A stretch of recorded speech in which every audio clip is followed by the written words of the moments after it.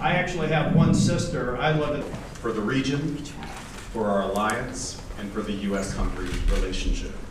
Monday that, in his opinion, Russia doesn't pose a threat to... As all of you know, Hungary is the last country in NATO to provide that ratification. I understand that the Prime Minister, in his State of the State address, talked about his commitment to ratify, to see Parliament ratify NATO.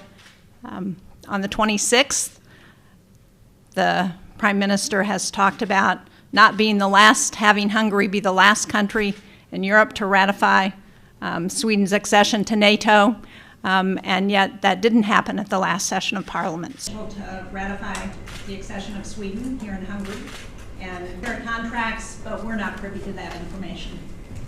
I'll be honest, it's a strange thing to come here to a NATO ally and be refused meetings with the government. It's frankly never happened to me before.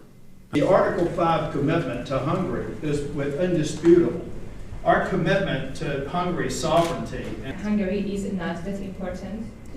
Hungary is vitally important. And we need to keep in mind that NATO, with the accession of Sweden to NATO, Hungary and your Prime Minister will be doing a great service to freedom-loving nations worldwide.